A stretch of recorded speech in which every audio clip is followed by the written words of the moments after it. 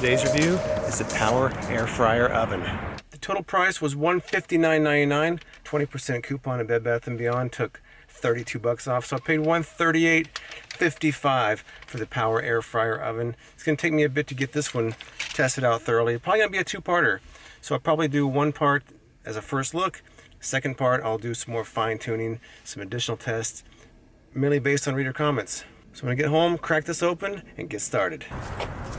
I'm enjoying this beautiful late October day here in Las Vegas, and I just wrapped up the filming for my Power AirFryer Oven review. It's going to be a long video, and I know some people don't mind long videos, but I'll still give you a menu in the description so you can skip around if you don't want to watch everything. But now it's time to get started with my first look review of the Power AirFryer Oven. Check it out. All right, on top we've got, looks like some recipe guides and instructions.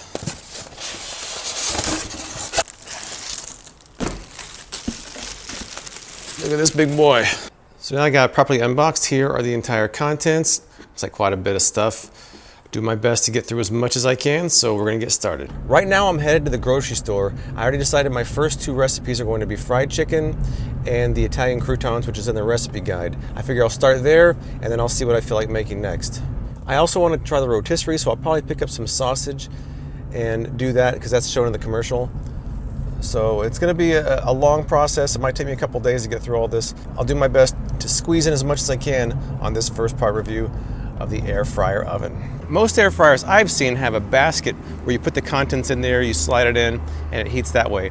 The Power Air Fryer Oven is a little bit different, and then it has racks and a rotisserie, so the way the food is in contact with the actual appliance is a little bit different. It actually functions more like an oven than the other air fryers that I've seen. First up is the Italian crouton recipe. It calls for a loaf of Italian bread cut into 1/2-inch cubes. Salt, pepper, oregano, and bread cut to squares. Oops. Uh-oh. Maybe I'll just eat that one. Now I spread the cubes on the airflow racks. Okay, I got 2 racks full of those cubes. Now let's stick it in there, start it up. You have to line up with these slots here for your racks, and then up there is where the heat comes from. Okay, we got 2 of them in there. Now it says temperature to 350, timer for 8 minutes. And here we go. It seems pretty easy so far. I'll come back in 8 minutes and then we'll see how it looks. Looks like it's got about 2 minutes left. You can actually turn a light on there if you want. It's kind of nice. There is a sound to it. It's not too loud. If you can hear that.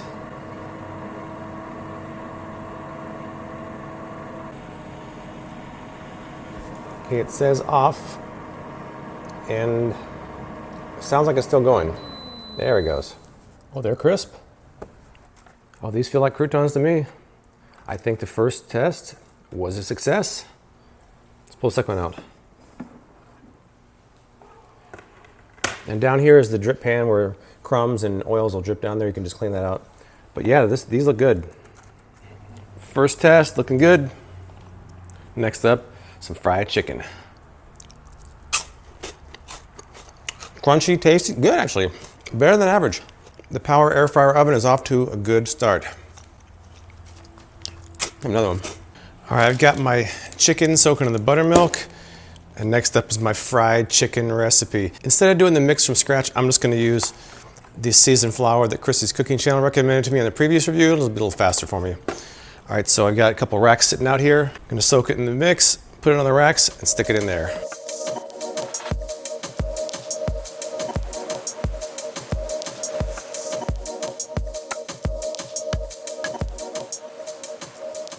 All right, I've got my 3 trays of chicken. Hopefully they're not too thick. I was wondering if that might be, the thickness might be a problem. All right, first rack on the bottom. Oh, the last rack. Okay, it all fit. Woohoo! I gotta wash that off. I'm surprised it all fit, and that's awesome. All right. Now it says to press the chicken button. That looks like chicken to me. and then the power button. 40 minutes. This says after 10 minutes to rotate the racks. Okay, it's been 10 minutes. I'm going to rotate the racks. See, it turns off when you open it up.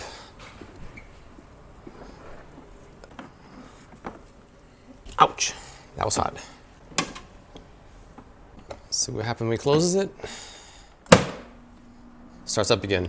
Now it doesn't say to rotate it another time, but I'm assuming you rotate every 10 minutes. Maybe not. So while the fried chicken is still going, I was going to point out a few things on here. You have the front panel here. You have French fries, steaks, fish, shrimp, chicken, which I'm doing right now, baking, rotisserie, and dehydrator. You can adjust the temperature over here, adjust the time right there. It's actually very simple to use, and there's also a light right there. One thing I was thinking about also is, say you've got something in the oven already, or it's a hot day, you don't want to run your oven. This would be a good second option to be cooking food while the oven is taken. So I think that's pretty good. Also, they do give you a pretty good selection of manuals here. They have a recipe guide here. They have a separate one for dehydrating. And they've got a third one for rotisserie. So they're really pretty complete as far as that goes. I'm pretty happy with the materials included. My first test, the croutons did well. Fried chicken is in the oven. I was getting the rotisserie prepared for my next dish, and I saw all these skewers here, but I was looking for that. I was like, where is it? Where is it? Aha. Gotta be careful, don't throw that away until you check the back. So I was rotating these, and watch what happened. See, I put the bottom two up there, and I want to put this one below, but these drumsticks are too tall, and I can't get it in the slot, so I'm gonna have to put it back on the top. The other thing I noticed is when I put my hand down to put the bottom tray in, that's hot. I actually almost burnt my hand, so you have to be careful. And hopefully that's not too hard to clean up. Hopefully. Okay, it's been 40 minutes. I'm gonna take all 3 racks out and see how they look. Oh no! Oh no! Okay, there's a big difference between this top rack and this one. The problem is that when I reach to get this rack, I'll burn my hand on this glass because it's hot. Sorry, chicken. I'll get you in a minute. Okay, so here's what we got. This one was moved to the top rack after 10 minutes, and these two don't look as done. You'll see some of this mix hasn't completely soaked in. I think I need to spray that. Okay, these are done. These don't look crispy enough. I mean, that's technically done. I'm gonna put these in for a little bit longer to see if they can crisp up, and these I guess are done. I'm gonna spray this also with some olive oil to get that mix so that it's not in that powdery form. I'm winging it here, guys. This wasn't any instructions. But it looks like the top rack definitely cooks faster than the other two. That's gonna be fun. I'm gonna put for like 5 minutes. We'll see. These are supposedly done. I don't like that mix being like that, but what are you supposed to do, right? Infamous taste test.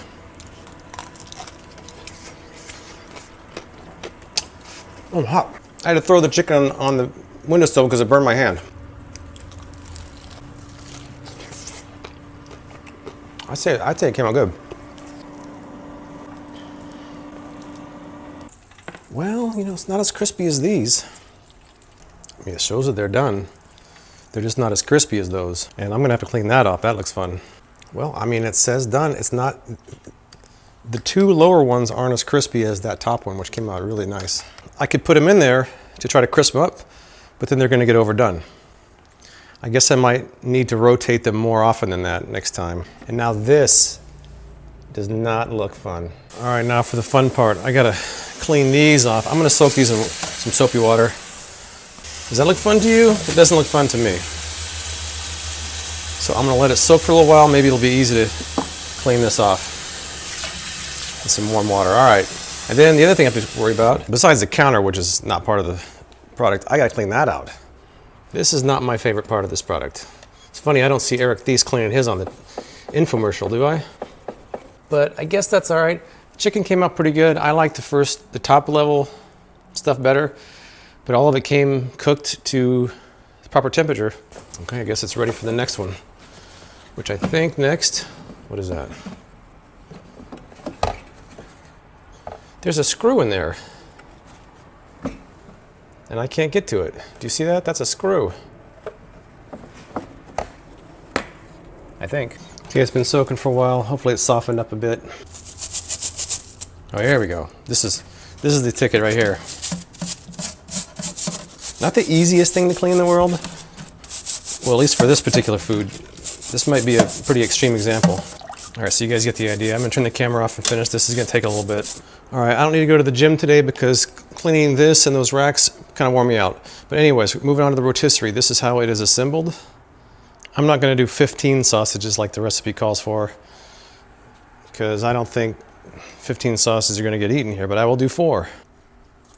They say to stick a second skewer through there to stabilize it, which is what I'm trying to do right now. It's a little difficult to get that lined up properly, but I did it, kind of. I'm doing it. Okay, I think I got it.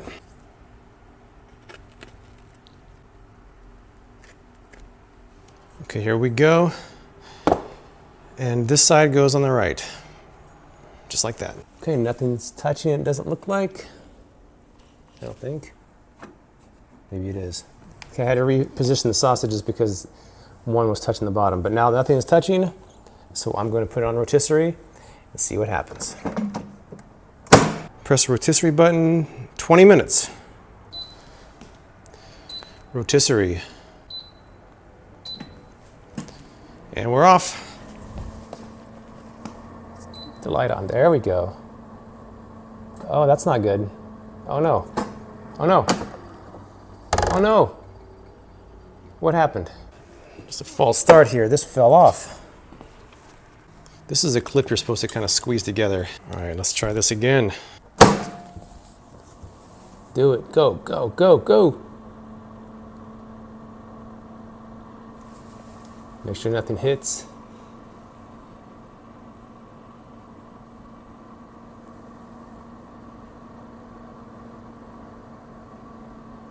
Yay! I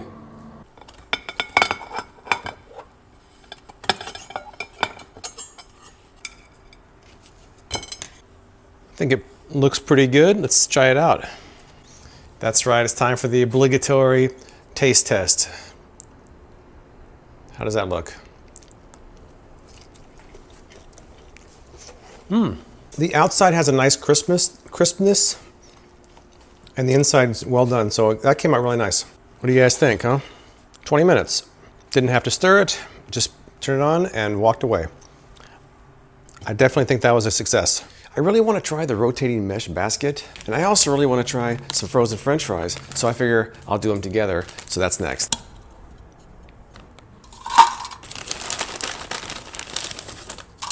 I should point out for the rotisserie in the basket, you have this tool which allows you to put it in there more easily and not burn your hands when you take it out. Now the owner's manual does have a nice chart here for a bunch of common foods, and they have thick frozen French fries. It says 1/4 to 3 cups, 15 to 20 minutes at 400 degrees. I'm gonna use the rotating basket so I don't have to flip them. I just got a small quantity in there, so let's try it out. French fries. Didn't even have to do anything, automatically came on its own.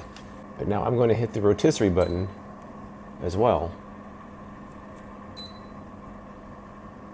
And there they go, how's that? No need to flip. How cool is that? Very cool. It'll even be more cool when they come out right? Let's see how they go. And the fries are done.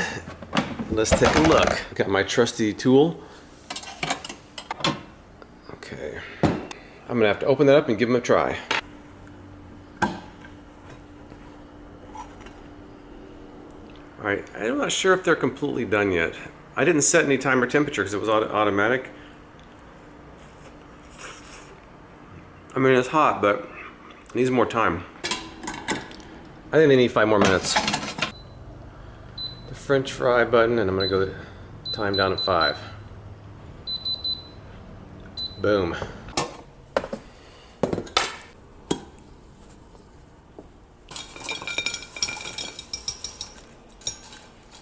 Okay, these ended up being 20 minutes.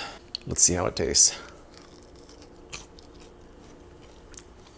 What do you know? It tastes like frozen oven French fries. They didn't really brown, but they are done, and the texture is nice. So the nice thing about this is you can just put them in there, hit the button, and walk away, and they're done. You don't have to worry about flipping them. You don't have to worry about turning the oven off. So I do like the fact that it has that feature. I like the basket because then you don't have to worry about flipping. Otherwise, if you use the trays, you would have to flip. The one thing I did not have success with was sun-dried tomatoes. I followed the instructions. It said to cut plum tomatoes in half, put them skin side down for 10 hours. After 10 hours, they were not done. So I don't know if I had too large of tomatoes or what went wrong. As of right now, they're still going at 16 hours. They're still not done yet. It'll probably be something I'll have to play around with for my second video, but here's how that went. So I just turned these over because it's been 12 hours. The instructions say 10, and they're still not done. So I'm gonna put them like this, even though it doesn't say to do that, because this side is pretty dry, this side is still pretty moist. So I'm gonna put it back in there for a few more hours and see if I can get these into sun-dried tomato shape. The instruction just said to cut them in half, stick them in there. It doesn't say to gut them or anything. Maybe these are too big. Again, it didn't say how large to make them. So this is gonna be kind of a trial and error thing, I think.